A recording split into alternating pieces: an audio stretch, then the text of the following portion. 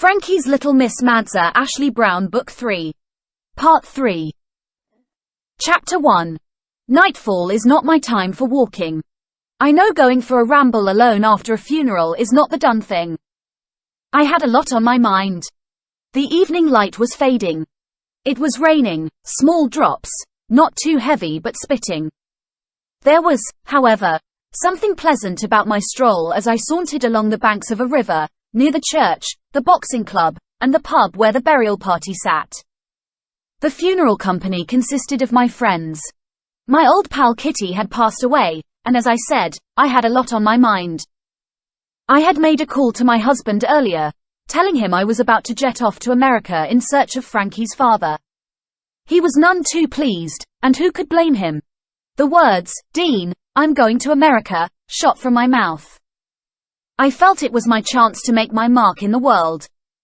Has that ever happened to you? You have this thing in the back of your head, and over the months or years, you put it off. Then, out of nowhere, comes the push you're waiting for. That is how I felt after spending the last few hours listening to Frankie tell some of his story. I say some of it because there is much more to come. The first part followed his birth in New York in 1930, followed by his upbringing in Dublin. And the revelation that Paddy Smith was not his father. I had decided I'd find Frankie's real father, and that was it. Full stop. Why? I hear you ask. That's a good question. See, way back when I first bumped into Pitbull, I made him that promise, the promise that I'd find Frankie's father's real identity. So who is Pitbull? Pitbull is the guy who introduced me to Frankie. That story is in my book, The Secret Life of Ashley Brown. Sue and I met Pitbull when we both went back to adult education. He was a guest speaker. The first time I shouted those words, "I'll find Frankie's father's real identity," exploded in my mind. I'll find him, I'll find Frankie's father. The way Pitbull looked at me, I felt he was the only one who heard me. That was until I turned and stared at Sue, and by the peering eyes and shaking head, I knew she heard me too. Ash. The coffin ships that took Frankie's grandfather to the States didn't write his name in a little red book, said the interfering voice. Oh, how do you know? Were you on that boat? Nodding her head, she pushed her eyes to the ceiling. No, I wasn't, and you know that, but what? That was a long time ago. Ash, I don't think you have the time to go searching for a man who left Ireland, like, 100 years ago. Slow down, girl, that's all I'm saying. Look, I've only just met Yeez, and Yeez appear to be good friends, so let's drop the tension, Pitbull said. I could see that Pitbull didn't want to get involved in a squabble, but his face lit up when he saw that my enthusiasm had not yet faded. What ensued next was a war of words spoken in whispering tones. He ran for a coffee. Sue ran for cover, and I ran to the ladies' room. When we emerged again, there were more handshakes, calm returned, and the search began. I had just picked up a new job description. I was the go-getter, the person who might find Frankie's father, or should I say, his father's real identity. A lot has happened since then. Frankie wasn't getting any younger. None of us were. My phone rang as I neared the pub. I looked at the caller ID. It was Dean. I didn't want to argue. Frankie, Sue and Alfie were still in the bar. I needed to answer this phone or Dean would keep ringing. Yes. That is what I said. No, I'm not going to the States this evening. I never said that, or I certainly did not mean it. I'm on my own. I went for a stroll. Dean, I told you, I am on my own. What do you mean? What brought this on? We have been talking about finding Frankie's father for years. Look, what I said might sound a little rash, but what about our son and your work? Could you take that amount of time off? Okay. We'll discuss the subject later. I better get back. They'll be wondering where I've gone. Bye. Whoa, is everything in life a problem? I stopped myself. Sorry. Just jetting off to the States is not a small thing, given I have a husband and son. I'm being a tad bit selfish here. I had two deep secrets. One concerned Frankie. The other one had to do with Bob the Builder, my best friend Sue's husband, and the affair he was having. The one I knew about. I didn't have the heart to tell her. Or maybe I hoped it would blow over and there'd be zilch to report. Don't misunderstand me. There were times I wanted to tell her. I thought of nothing else. I'd be standing staring at the wall, listening to the kettle boil, or sitting in the hairdresser's reading a magazine when Sue's image would pop into my head. Every time I built up the courage to tell her, she'd mention how wonderful he was. How could I tell her? John, the invincible, could do no wrong in her eyes. I envisioned myself storming into his office, holding him at gunpoint and telling him to make the call. Do it, John, tell her, or say goodbye to your head. But when I saw him, he'd say, "Howye, Ash." "Oh, hi, John. All good, and you?" I'd reply, sneaking away like Minnie Mouse. It's amazing how we lie to ourselves. When I left for my walk, John, or Bob the Builder, as we called him, had stepped out of a taxi. I was sure he'd be in the lounge by now, which left Sue in a predicament. She was cozying up to my pal, Alfie. Chapter 2. As I strolled along the narrow path toward the pub, Bob the Builder was outside hugging the lamppost. In that momentary glance, the judgment I had made vanished. I looked at one man and noticed another, in that I saw his vulnerability. He was a successful contractor and the opportunities it afforded him were wonderful. But from what I saw that day in the hotel, it also exposed his weaknesses. He loved Sue. She was his everything. So why was he having an affair? The devoted husband and father, the dreamer, the go-getter, the working-class kid who made it big. I remembered him standing in his kitchen debating politics, telling us that Ireland was the land where you could dare to dream. He made it, I muttered. Now here was the man of the moment, drunk, in his broken happy ever after story. The smart thing to do here is to pull a taxi, get him into it, and send him home. As I approached him, the front door flew open, and a few lubricated stragglers came out. "Ash," he slurred, pointing at me with one hand and holding on to the pole with the other. "Fancy meeting you here, Ash," he sang in a baritone voice, which was not lower than a tenor or higher than a bass. It was more like a singing cow if there is such a thing as a singing cow. "Come on, let me help you." I took his hand and clumsily sat him on a wall. He put his finger to his lips. "They wouldn't let me in, Ash." "Hush, hush," he winked, his eyes lazy from drinking. "Hush, hush," he repeated. "I'll call you a taxi. Get you home," I shouted as if I was talking to a hard-of-hearing person. "Call me Wah, ye like, Ash, but don't call me too early, ha, ha." His face lit up and then descended into a sad look. I studied his appearance and his posture. The person who was the subject of everyone's attention. The guy who held a firm grip on the things that brought him nothing. Define nothing. The absence or cessation of life or existence. Or the absence of his life experience with his wife and kids. The barbecues on sunny days and nights with friends. It seemed, the richer he grew, the lonelier his lofty tower became. It was something I was aware of myself. The trappings of getting what you want, only to find you gained nothing you needed. "I was happier when I was broke," he yelled. Was he reading my mind? How could he? In that state, he couldn't read his own. "Maybe you need to tell Sue, not me." "Oh, yeah, Tar, would go down great. She loves you." "Does she?" "Yes." "Are you sure of that?" "I am." "Are ye, Ash?" I crossed my legs and said, "Get in touch with your old pals." "My pals?" "Huh. You need to talk to someone who has your back. You know, the friend from the past who knew you before I became too much for them to handle. Sorry, I'm not with you." He faced me. I sensed he was sobering. "Come here, Ash."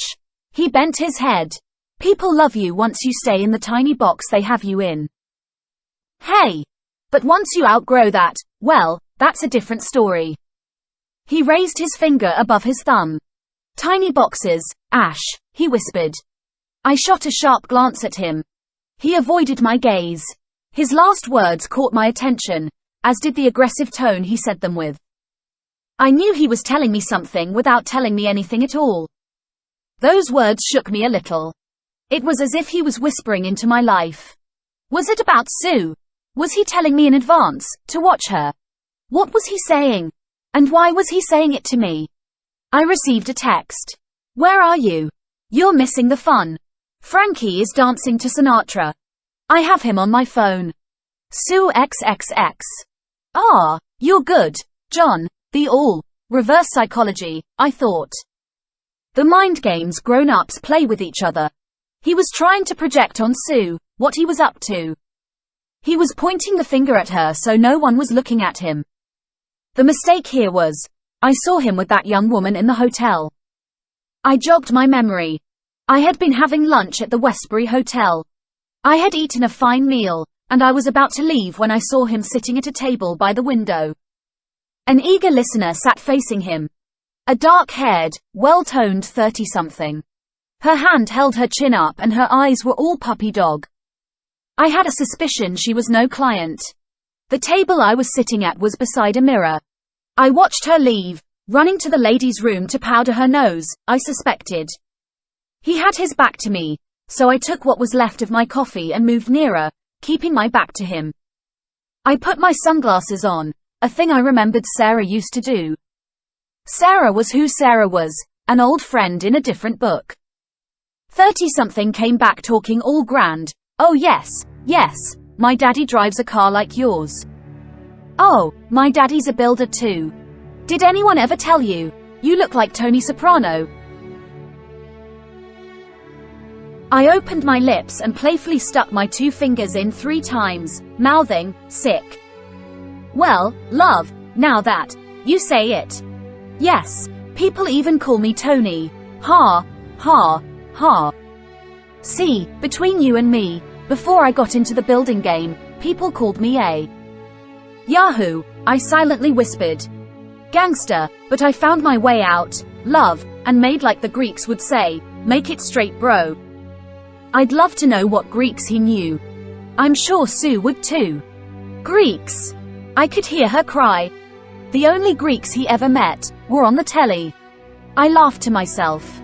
Oh yes, I love a rough-cut man, 30-something said. My gym has a lot of guys, but they lack the Tony Soprano stuff. Ha, ha, ha. Oh, I do love pet names.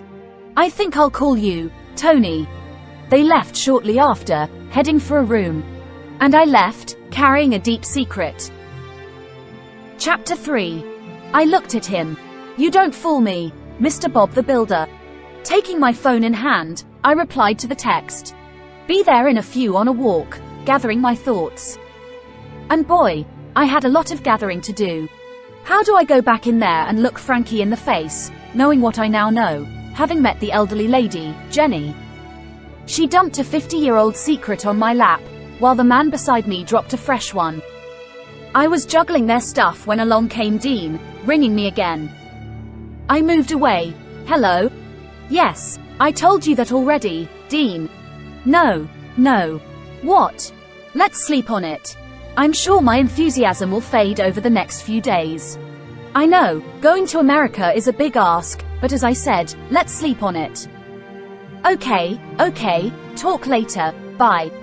I'll call you a taxi, I said, turning my attention to Bob the Builder. No, I'll walk, need to clear me head. I'm sure you do. More than you realize. He rose, put his hand into his inside pocket and drew out a bunch of flyers. Months before, he and his friend Jack opened a small restaurant. Leave them on the table. He winked. I took them from him. There she was. It was the woman I'd seen him with that day in the hotel. She was the advertising model on the leaflet. I saw her somewhere before, I said with a hint of sarcasm. Her? Oh, yeah. Chatterbox, never shuts up. Had the photo shoot done in a hotel, me, her, Jack and the photographer. The crap I had to listen to. I'll never use her again. She was friends with Jack. He put me up to it. Anyway, long story, he said, waving his hand away. I was gobsmacked and grateful all at once.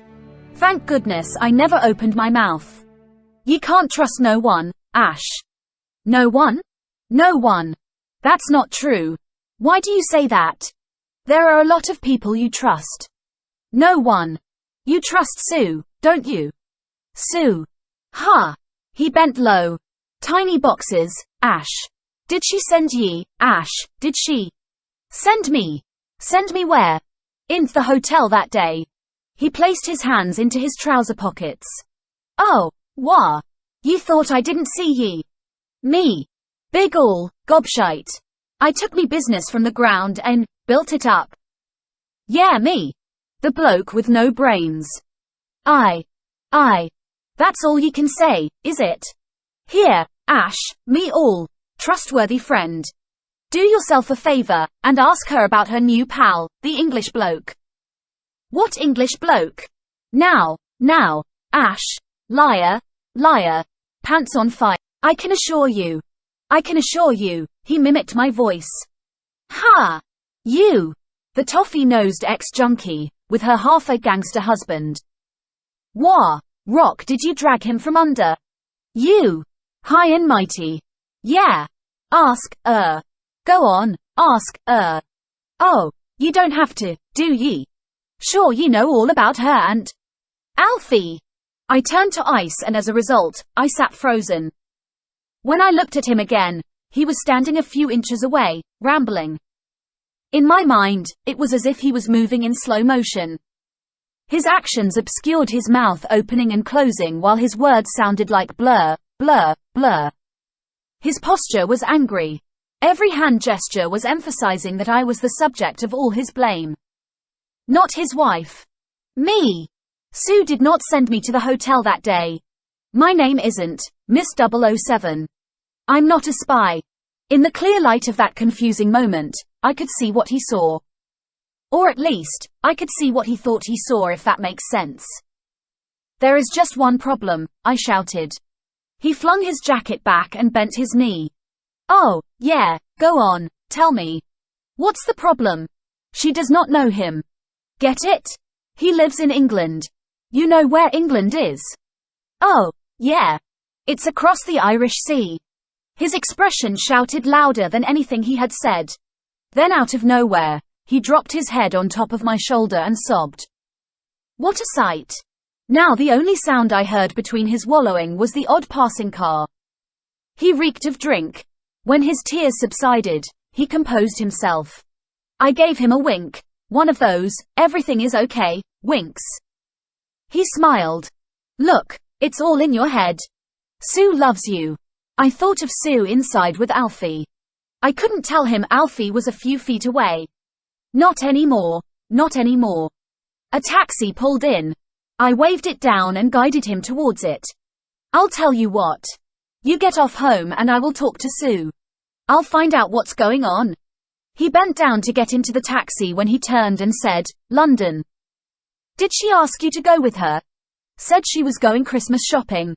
A few weeks after that, she said she was going to see a mate. The next time she was going to buy Easter eggs. Ha ha, can you imagine? Easter eggs. Did you know about all the trips, did ye, Ash? The shocked expression was hard to hide. No. Look. Leave it with me, I'll sort it. I found an email. See, she was. He paused. She was hooking up with an English guy. I mouthed the last word, Alfie. Looking at the pain on his face, I wanted to tell him where his Sue and Alfie were. He slammed the door. The car sped off and I stood speechless. I was livid. Chapter 4. The welcome I got when I stepped inside the pub was overwhelming. Well, overwhelming might be a tad bit of an exaggeration. 1,000 questions came at me. Where were you? Are you okay? Let me get you a drink. I looked at Frankie. He seemed pleased with himself. Come here, Ash, have a seat. I was waiting for you to get back before I start part 2 of my story. So, like a little granddaughter, I sat beside him.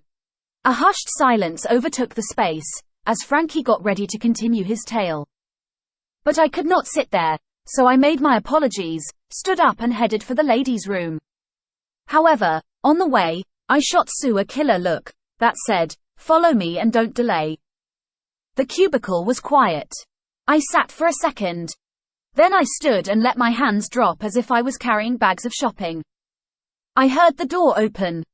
"Ash," Sue called. I stepped out. "Oh, it's you. What?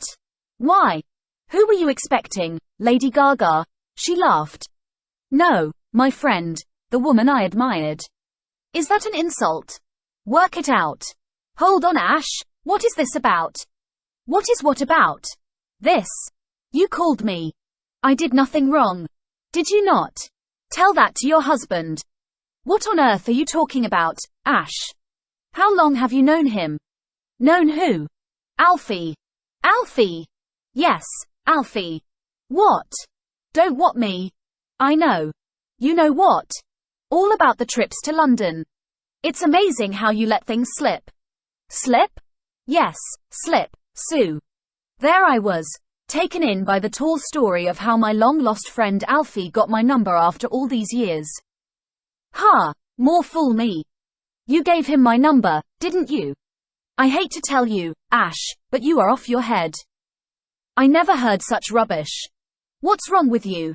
"John told me everything." Sue placed her hands on her hips. "John? Is that John, my husband, or some random John you met on your walk?" "He was outside. Drunk. John knows about the trips to London. He said he read an email." Sue looked stunned. She faced the ground with a puzzled gaze. She paced about with mingled feelings of hurt and dismay.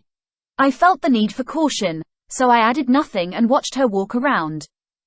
"Oh, John, you silly man. You silly, silly man," she muttered. "He bought a bit of land close to the house, enough for a stable. And I was buying him a horse for his birthday.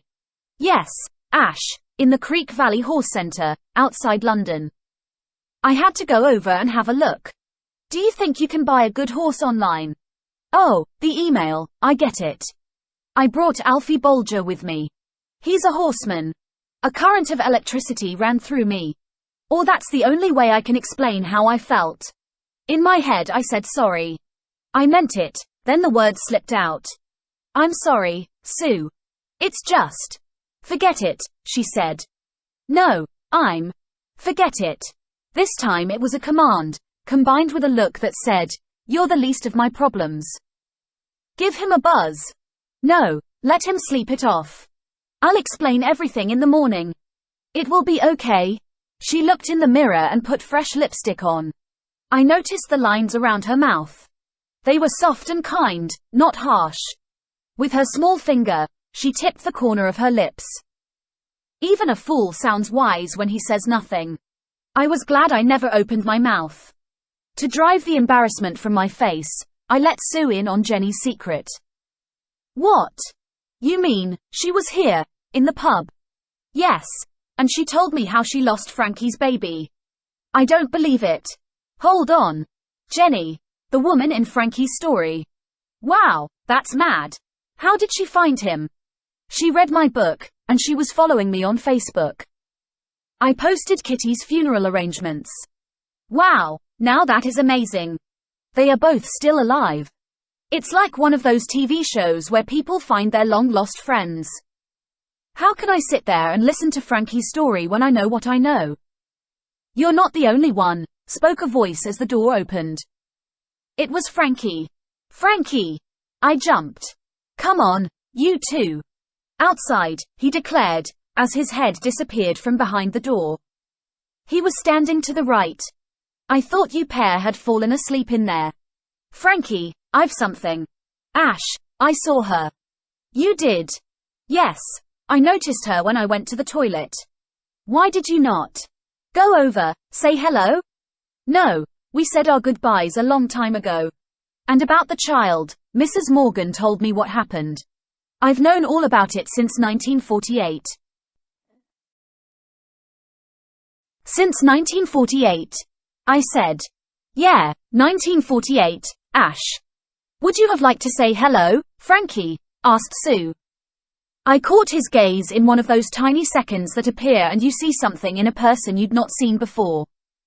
He looked somber. In another time or place. But not today, in a room full of strangers. She still looks good though, he laughed. See, I wanted her to sit back and hear the story. I had questioned why Frankie read his story on that day in a Dublin pub. He was very secretive about it for a long time. I thought it was something Father Joseph said that caused him to let it flow. I get it now. He was reading it for Jenny. So, with all the issues resolved, we go back inside as Frankie continues his story, taking us on yet another intriguing adventure. His tale is called Frankie's Little Miss Madser.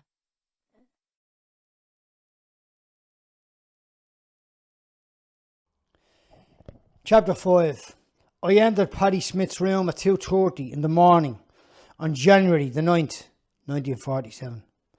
The place was barren of anything of worth. I looked at the chair, the rug, his cracked cup, and the teapot with the dint on the side. There was evidence he lit a fire the night he died. Me ma wasn't dead, she was alive. I was confident of that. She never wrote, or did she? She must have done. How else could Paddy have named her New York address as he breathed his last? The first question I had was, who am I? I believed that Smith was my surname, but it wasn't. I'm a Mooney. That madman Paddy told me so the night he perished. He took Ma from New York and brought her to Dublin after she had another man's child. Was me real dad a Yank? Was he a New Yorker? Why did Ma avoid the Atlantic? What did it offer her? Ma had an American version of Ireland in her brain. Impoverished Dublin of the 1930s had to have disappointed her. A fresh question shot across my mind. If the violent man Whacker wanted a fella I called Dad dead, would he want the same for me? See, Buster, Harry Boy and the copper had retired from the business of living. Their deaths were not accidental, nor was Paddy's sudden demise. He peered behind him before he fell off that roof. Nah, he didn't fall. Someone pushed him. I thought of Peter, Mrs. Morgan and Jenny. Oh, Jenny, where are you now? I asked, as if I didn't know. Mrs. Morgan urged me to meet Jenny at 7 under Cleary's clock. We planned to get on the boat and head to England. Instead of meeting her, we got caught up in the street brawl. I missed my chance and she sailed off. I'd lived a turbulent life, but the previous night was savage. The rivals, Paddy Smith, the man I called that, and Whacker Golden, had met to settle a score that went back to a time before Ma bore me. I crossed the floor and lay in the corner. It was bitter cold. I picked up Paddy's clothes up, covered myself and dropped off to sleep. I woke at 3 in the afternoon. It's amazing what a night's slumber can do for you. Strange as it may sound, I felt better than I had done in a long while. I located a candle and a box of matches. I sparked a wick and watched it burn as I remembered the casualties, the 4 dead men. Lighting a candle wasn't a thing I'd ordinarily do. I acted out of respect for Mrs. Morgan. She'd have insisted I do that for them. In that silent moment, I listened to her voice in my head. Ah, Frankie, love, light a taper for them. There's a good lad. As Mrs. Morgan's words lapsed. In that place, I found that it was peaceful now. See, Paddy kept disorder in order. I imagine him sitting there, his evil eyes, his unkempt hair, and the unshaven chin. He never dressed up. He was always unclean. It was as if you couldn't detect him because something like a shadow concealed the real man. He'd hoped there'd be his prodigy, that someone who'd carry his monstrous nature to the next generation. Paddy recited poems by the fire, the twinkle, twinkle, star stories. Twinkle, twinkle, little star, how I wonder what you are. Did you ever think about us and how we are, Paddy? Those thoughts subdued me. This dominating creature imprisoned my soul. He raised me from a child like a back alley dog he'd recovered. However, all the raiding was done and he was never coming home. I was free. The taste of freedom was inspiring amidst the events of the last few days, tragic as they were. Normally I'd go out this hour, but I decided against it and roamed around the rooms. The snow was falling heavier. I gazed through the net curtains at the creatures that were in idle pursuit for something and nothing. The fleeting faces, the never-ending restless struggle to set bread on the table. I watched a bootless beggar in a doorway, a shivering outcast condemned to live life like a twig in a noisy churchyard. I glanced at the people passing and repassing and asked myself, is this a vague idea? Or could it be more to life than this? Buster's image bounced into my brain. He killed the copper and sent him down the river, his body floating along the banks of the Liffey. See, behaviour creates an atmosphere, and in that atmosphere, the behaviour becomes contagious. My present position was this. I had to bring closure to the ramblings going on in my mind. As I mused over a few details, Harry Boy arrested my thoughts, and I remembered one of the last things he had said. He had looked back at me and flicked a glance at Slasher. When he saw that Slasher was otherwise engaged, he put a cupped hand to the side of his face and mounted. Slasher did the bold thing with Rosie. With a surprised expression, he pointed sharply at him and continued to mouth.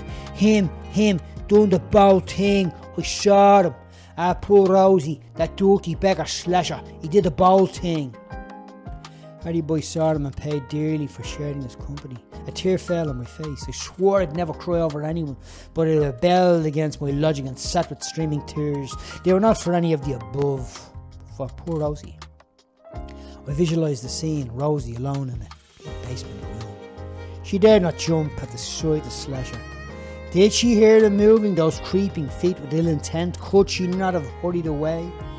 I let out a cry. Terrified and hemmed in, she did the only thing afforded her. Rosie filled the night with silent screams as she lay on the cold ground and stared at the blackened sky. Chapter 6. Rosie was one of Codswallop's daughters.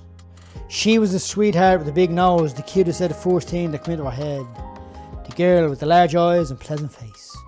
Pudgy Big Nose, that's what the children call her, Rosie Pudgy Big Nose. Rosie was no longer the same little girl Slasher had seen to that. It took time, but she changed. She had grown into herself. Yes, that's what the people would say. Rosie, you've grown into yourself. Well, that's not exactly what they would say. They'd say, Pudgy Big Nose has grown into her nose. Rosie was 2 years younger than me. On a hot, blistering day when I was 10, I rambled around the fruit markets near the courts. Tiny fingers gripped mine. I looked and beheld Rosie. Hello, Frankie. Can you take me home? I want to go home.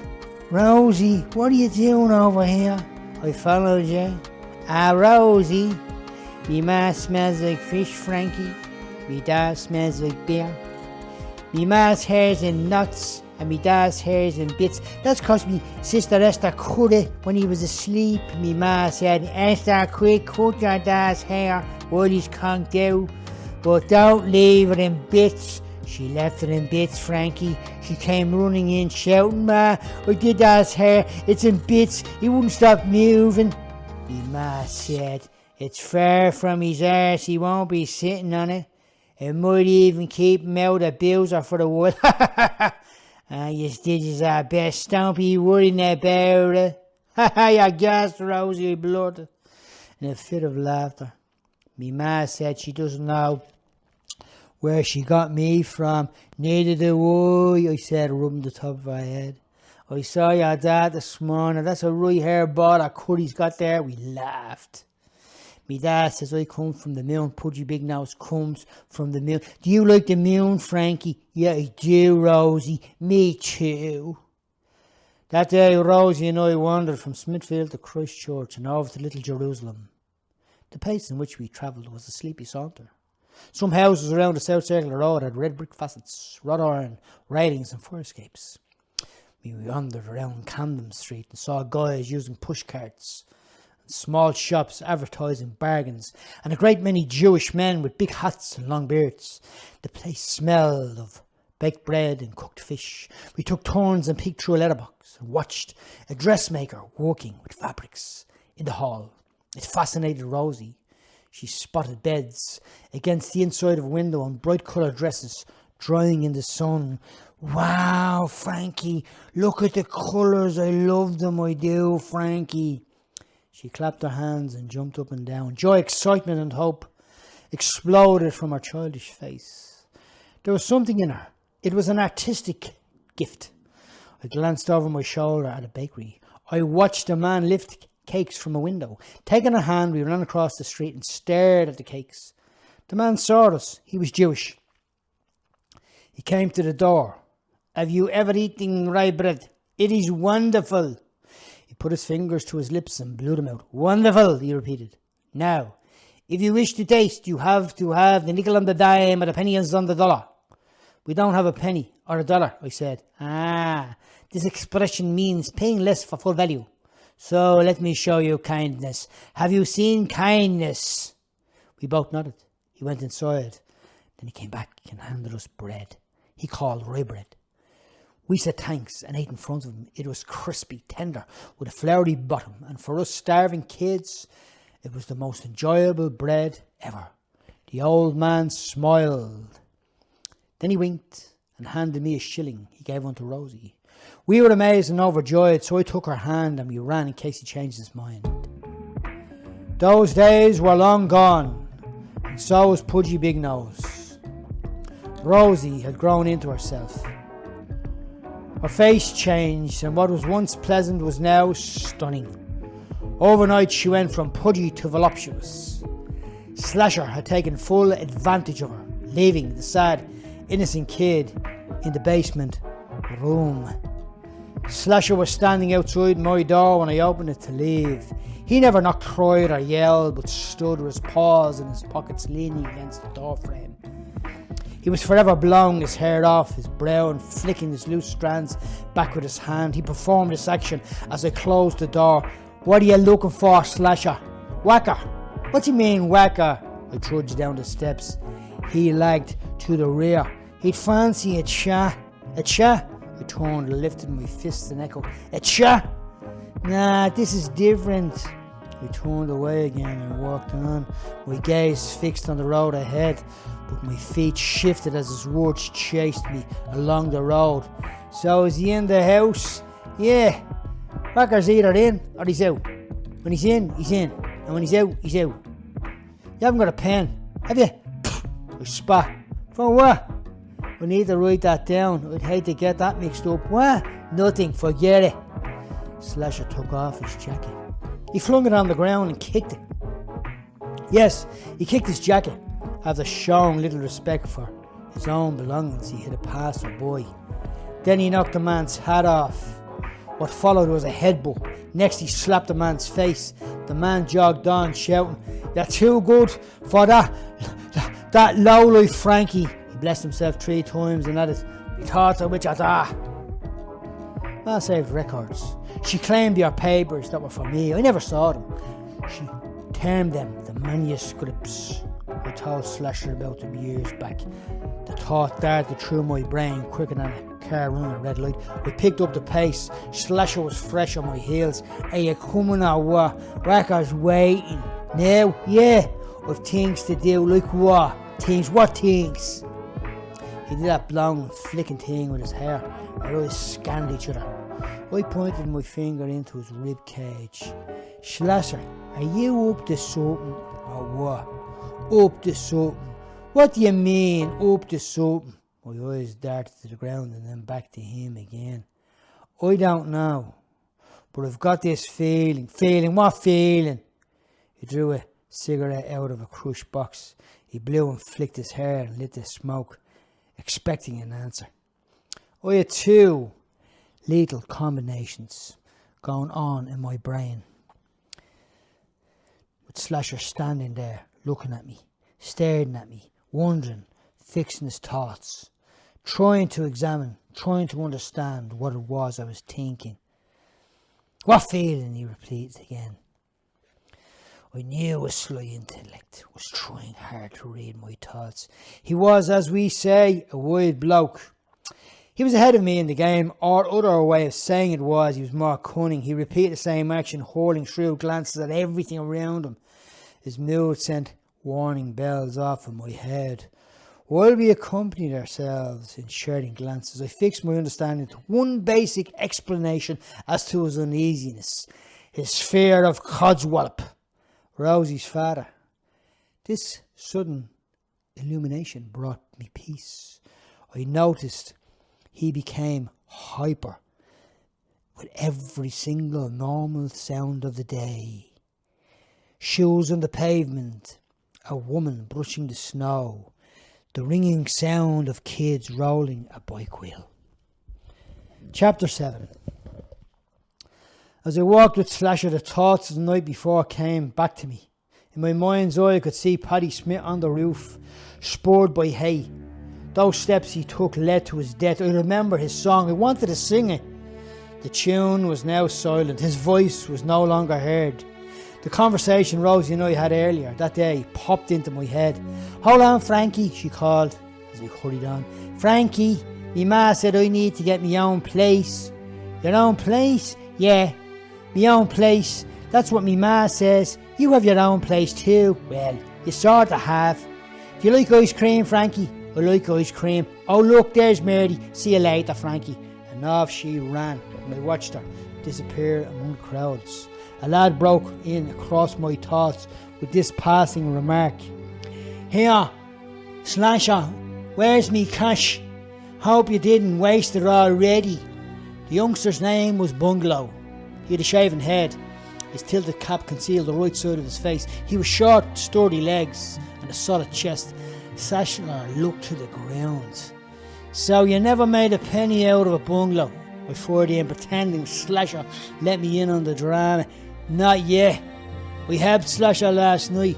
We took the bag lady's money," he nodded. Well, busy lad, Slasher, dashing around with Daisy, fighting the fight, and you find the occasion to loot an old one." "I did nothing." "You never do. So much did you get?" "The lot. He got the lot. So where's me payment?" Bungalow said. Slasher raised his fist and held it in the air. "Be off with you, Bungalow. Be off with you." "Be off with me? Is that right, Slasher?" Bungalow thrust his hands into his pockets and walked backwards. "You're a sly one, and sly ones get what sly ones get," he screeched.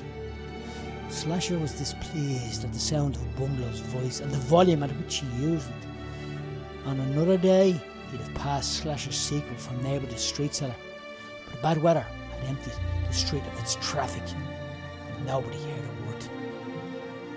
In the middle of the boys' conversation, Paddy jumped into my head again. I saw him. Paddy had pulled the horse from the boys and tried to flee. Whacker dragged him to the ground. Whacker got the better of him, punching him into a bloody pulp.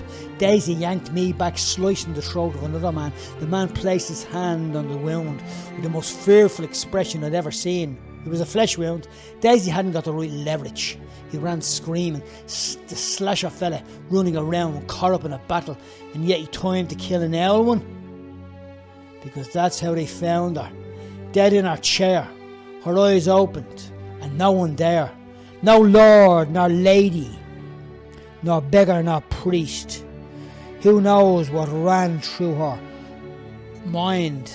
Did prayers of the faithful fall from her lips, the lips that were now closed forever? I felt it was my duty to keep my gob shut. Not forever, just for now.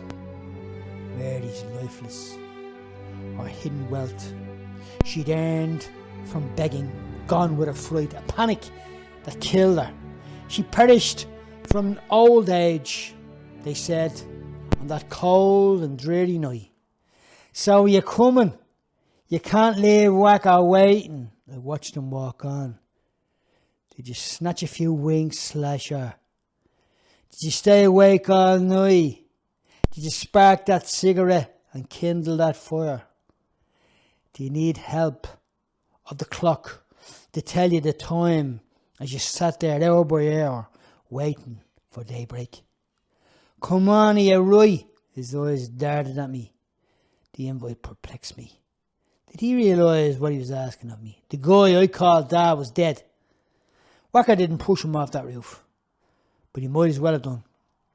"Slasher, never said, "How are you, Frankie? Are you alright? Just came around to see if you're okay." There was no display of mourning. His expression burned with anger. I delayed giving him an answer. Whatever the reason, he seemed to be in a hurry to get me to go wherever it was he wanted to take me. He said Wacker was looking for me. Well, that's what he said. I checked myself as Bunglow's words danced in my head like a tune. "Slasher, you're a sly one, and sly ones get what sly ones get. So you got the bag lady's money. I'll be having a deep chat with Bunglow later." Slasher's eyes widened as his face came forward, displaying an expression that said, "Are you right or what?" I looked at his piercing eyes, deadly in the uncanny light, his hair dangling along his jawline.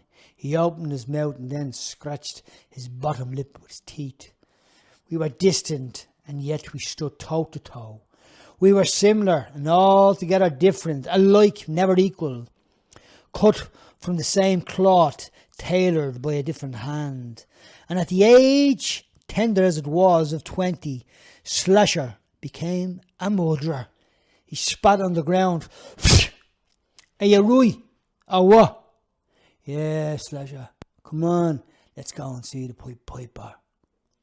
As we pondered on our journey, a few sorrowful looks greeted me. Neighbours shouted from the doorways as windows across the street became silent.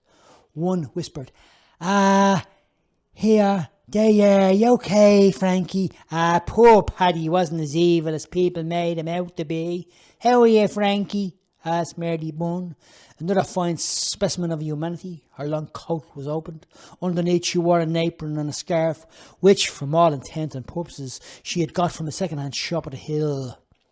She rubbed a shilling between her thumb and her finger and said, "I'm going to the church to light a wax stick for poor old Paddy." I saluted respectfully. Slasher passed no comment. I feared. Does Wacker want me dead? I flashed a glance at Slasher. He smirked. We walked. I worried as I kept a lookout for a slap on the back, a bang of a hammer, or a sharp blade cutting my throat. Chapter 8. We arrived at Wacker's house. The cattle on 1,000 hills passed the front door. Their padded hooves joined in the chorus with the sound of the bleating sheep.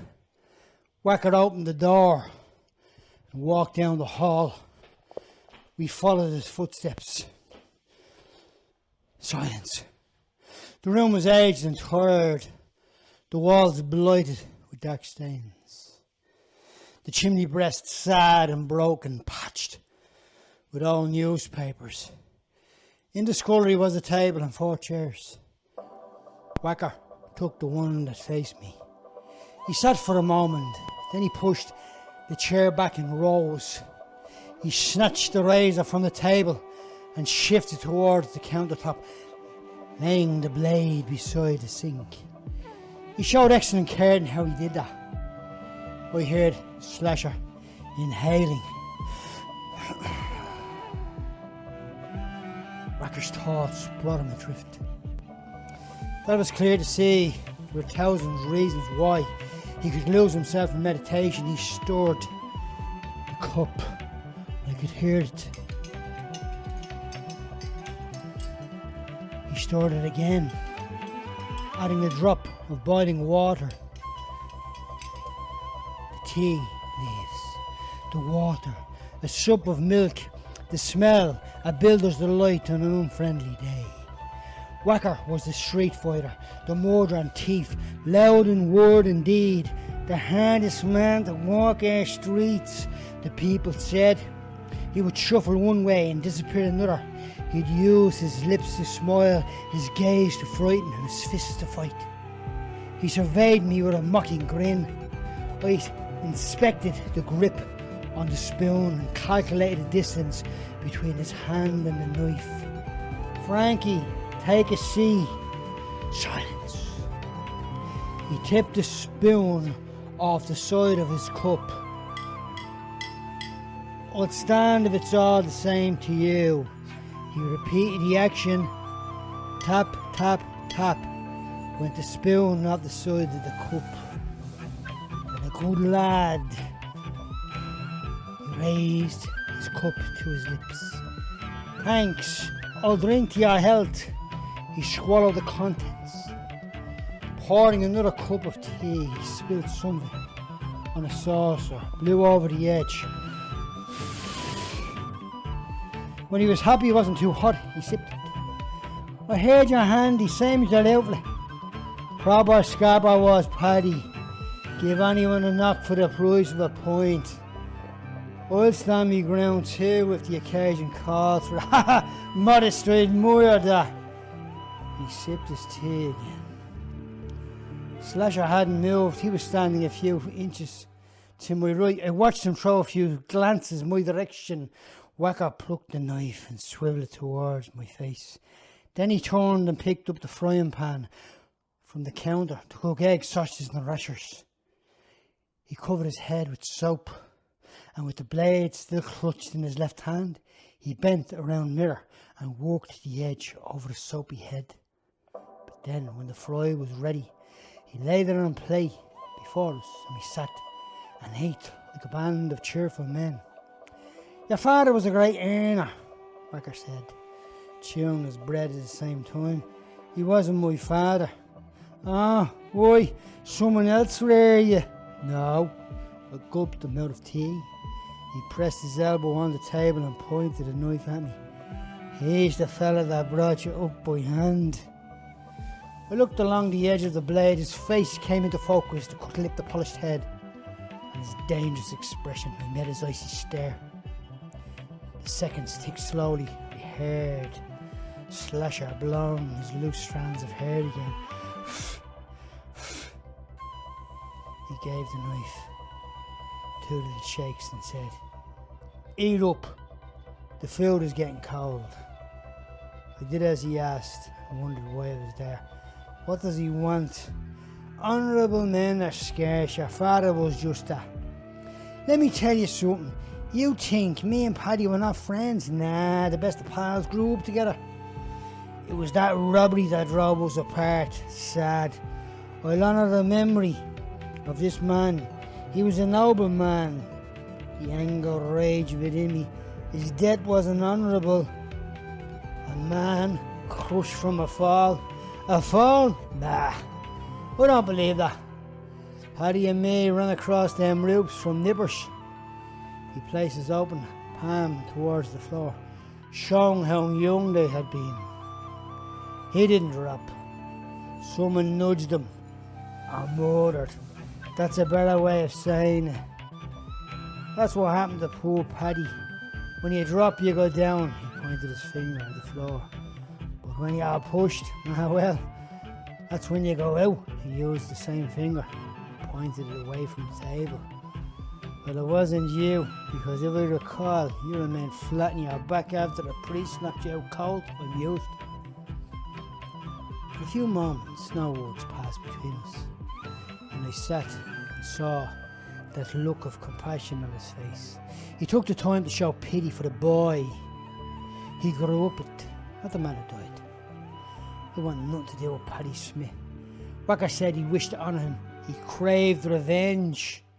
It was something he'd take pride in bringing about. He needed to honour a man who walked bound hand and foot onto an evil path. Paddy the tormented man. In his own dreadful nature, Whacker felt robbed because he should have been the one to take Paddy Smith's life. Whacker smacked his lips, swallowed the contents of the saucer, wiped his mouth with the tips of his fingers. Right, lads, I have a little job for you, pair. He planted his hands on the table and pushed back the chair a few inches from it. Then he rose, picking up his plate. He danced his way to the sink and sang a song about dead men and a starving nation. His performance made my heart happy. I whistled along with him. Slasher hummed the tune while Whacker sat and played with his spoons. He picked up his hat and placed it on his head. He cocked it to the right. Dreamy-eyed, he sang in full voice. With his eyes closed, his mental engagement brought him a smile. It was his way of saying goodbye to his childhood friend, a tribute to a dead man walking, who now walked among the dead. Just as quickly as the sing-song started, it came to an abrupt end. John Stock, 47, years old, married with 3 children. Wacker stood up and put a plate in the basin.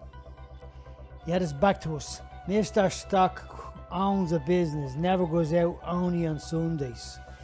He takes the family to mass and then in the afternoon a picnic. He paused. If the weather's fine, that is. John and family arrive home at 6 o'clock on the button. Wacker began to wash his plate. Every day John brings money to the bank.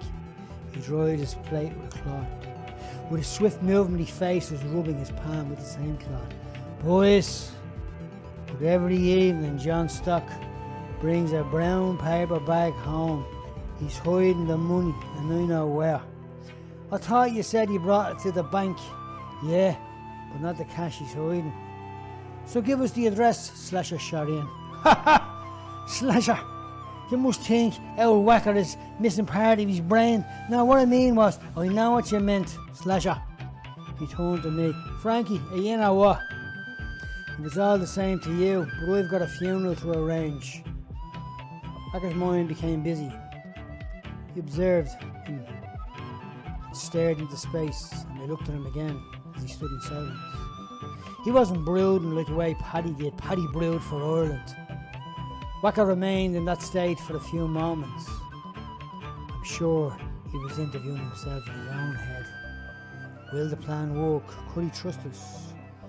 Would we run with the money? Are the coppers going to knock any second? Yes, the coppers will be looking to talk to him, Slasher and me. Or did it cross his mind that my so-called father had died, and there he was trying to coax me, an orphan kid, or so to speak, to go on a robbery with that half a dope beside me? Nah. Wacker and Slasher are people void of emotion. Spiritless people, dead people walking around with the breath of life in their bodies. Yeah, okay, I'll think about it. Don't spend too long, or I'll give the job to someone else. On that note, we left. Chapter 9. We cruised the streets. The snow from the night before still covered the road. I went into a shop and bought cigarettes. As I gazed through the glass door, I noticed the copper on the corner. The coppers were hoping to quiz us about the whereabouts on the fatal night that Paddy died. Codswallop would kill Slasher on sight. Daisy May might have wanted me to disappear, and our weapon of choice might very well be the pal beside me. We kept a steady trot until we sheltered under an archway. An old man emerged at the end of the arches. He sat on a box and crossed his legs. His long grey hair was like the snow when it turned to slush. He smoked a butt end the way Paddy did. He watched us with a great interest. His long coat was oversized, sleeves worn, his eyes fixed on us. And just as he appeared, he left. The sun did not come out to play, but stayed in all day. As the evening grew colder, Slasher and me engaged. No words.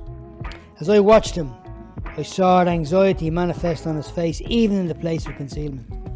A suspicious way declared him a guilty man. If his mind convicted him over his crimes, I realised now he'd never yield to those convictions. I picture him walking around the bag lady's room. I couldn't get her face out of my mind. Did he stoop down to kiss her forehead or say goodbye? When he was a child, she welcomed him with words of kindness and a gentle hand. A group of kids flew out from the door, shouting and laughing, playing in the snow. A father came to the window with a babe in arms. A woman stood on the step and watched the children at play. The Jewish men on the side, the Italians on another. Snob's body, the Catholic priest, walking between them all and blessing them. We noticed Slasher gazing at the sky, knowing he'd never make his home there. What was it? that Mrs. Morgan used to say, Frankie, love, stay away from those who say, come on, let's rob some poor soul. Stay far away from them that are swift to shed blood. Don't even walk in their path. From the archway, a scam bungalow running towards me, pointing his thumb over his shoulder. When he reached the lane, he rested his grip on the corner of the wall. He was breathless. The bungalow pointed down the street.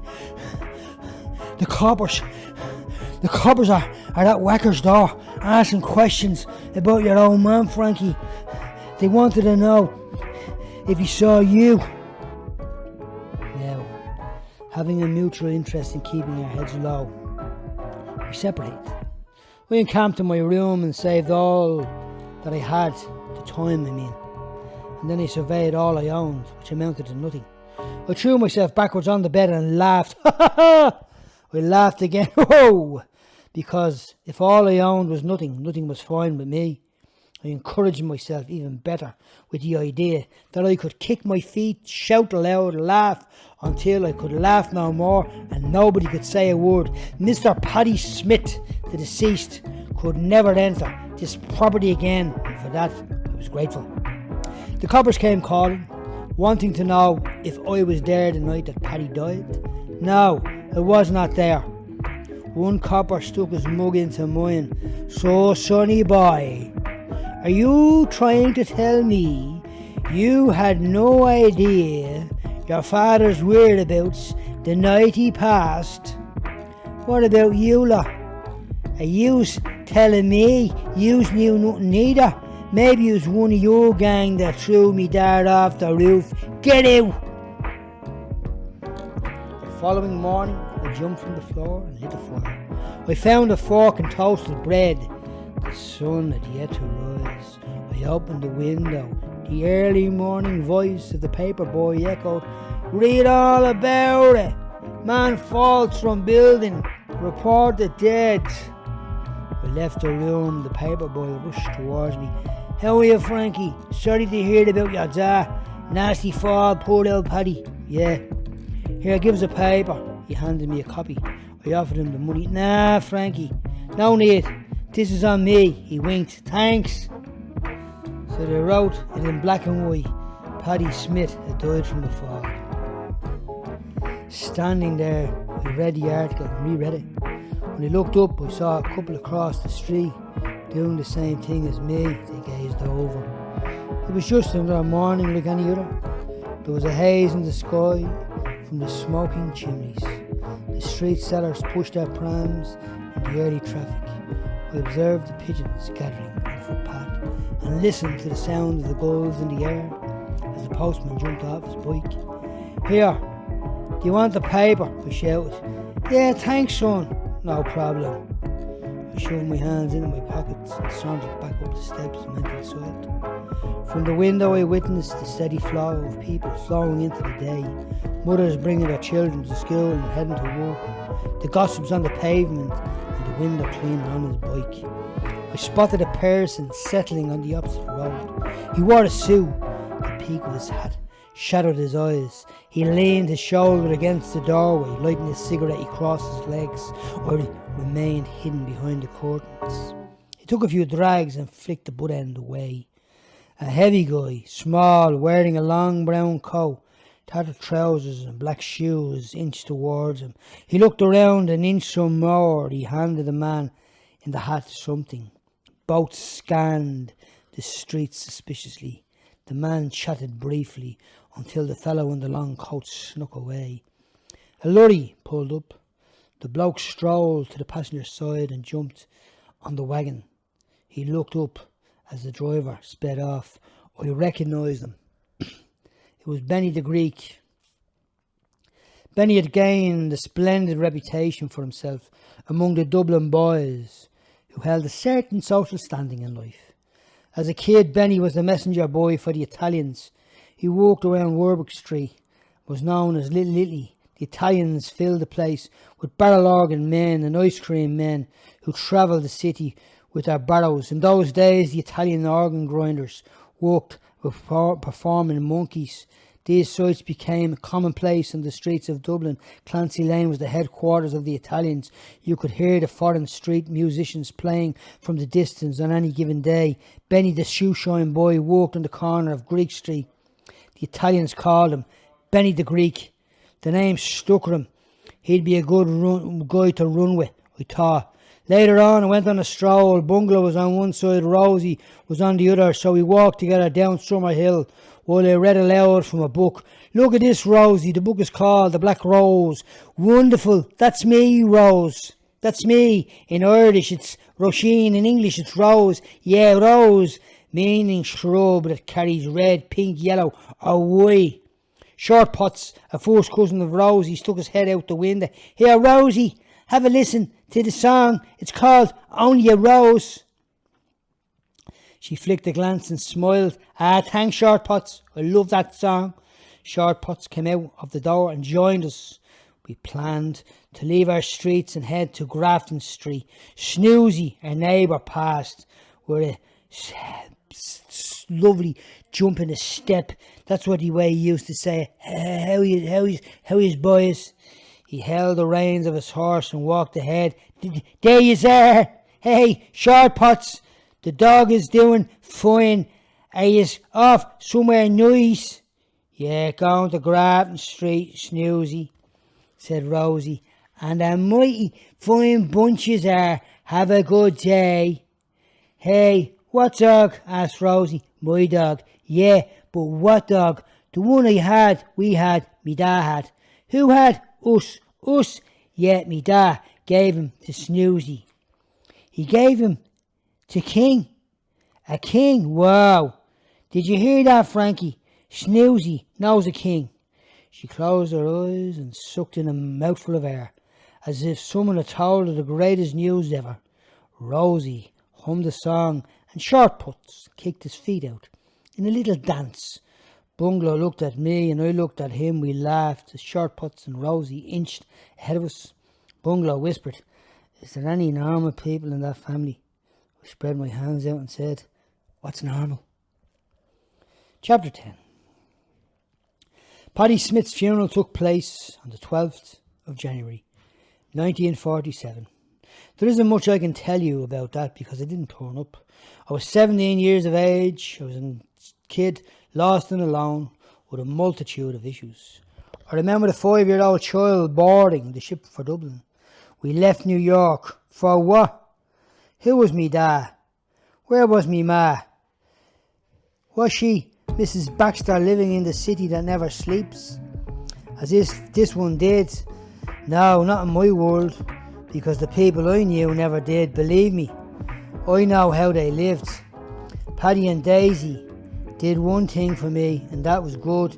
They gave me a powerful education, filling me with learning through book reading. I love books, and for that I was thankful. On the day they laid Paddy to rest, I woke up to a few facts. Fact number 1, I was on my own. Fact number 2, Frankie boy was the lone provider for every need he had. Fact number 3, those needs came through food, shelter and water, the basic needs of every human. Fact number 4, I needed to grow up fast. And fact number 5, nobody could do that for me. I had a couple of choices to make. A few days later, I called on Daisy May. Daisy May's home was not the place she traded from. She frequented another chamber for that kind of thing. In that room, neglect cracked the walls. The ceiling bowed. Time had done a job on it and almost demolished the kip. There was no electricity, so we used candles to light up the dim space. I gave her door 3 hard knocks. "Who's there?" Daisy shouted. "Me, Frankie. Are you sure?" "Yeah, quite sure."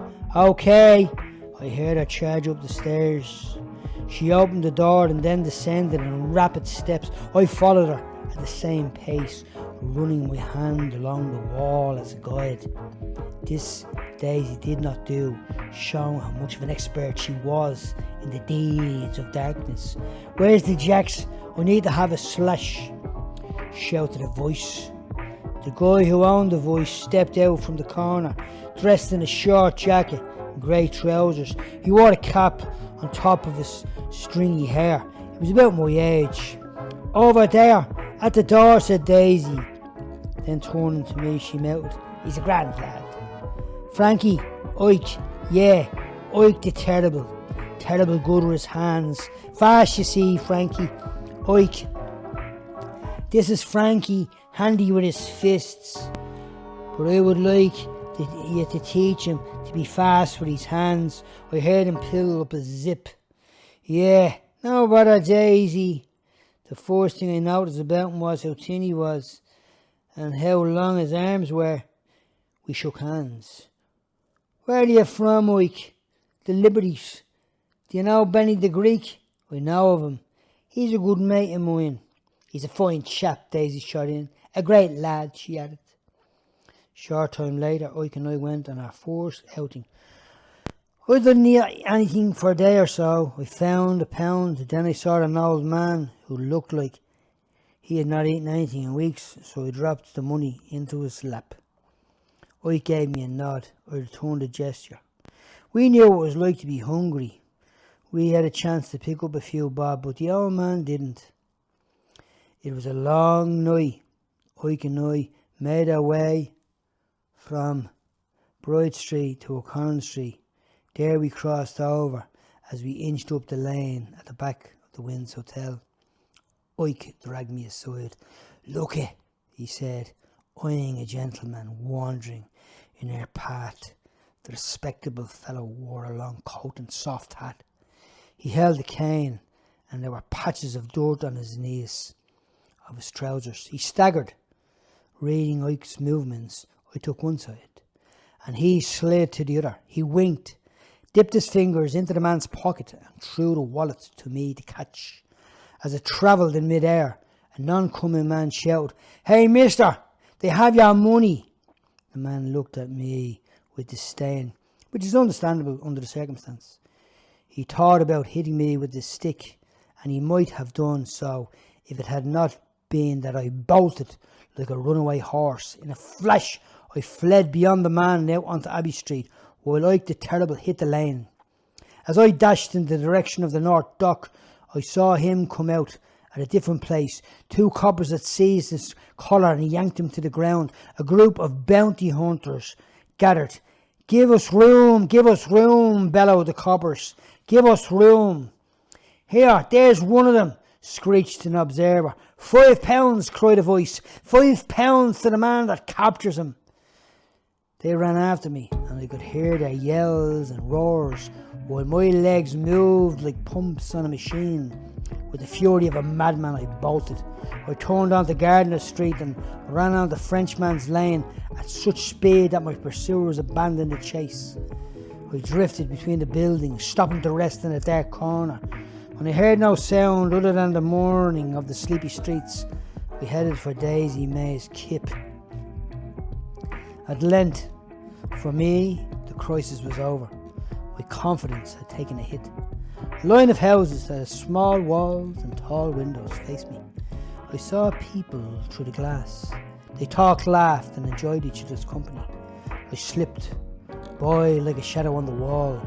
An old man glared at me, but he pulled across his curtains. I descended the steps which led to Daisy's murky room. When I entered the chamber, I found her there, counting money. I got nabbed, not to worry. I told you, I got nabbed. Once he fails to remember his friends' names, all will be tickety-boo. Tickety-boo? Oh yes, Frankie, tickety-boo. They lock him up, Daisy. Terrible. Poor boy. They're so determined to lock boys away. So determined, Frankie. Very, very determined. Her words bothered me. I turned away and she took hold of my chin. Goodwill has many companions, Frankie. Send them plenty of goodwill.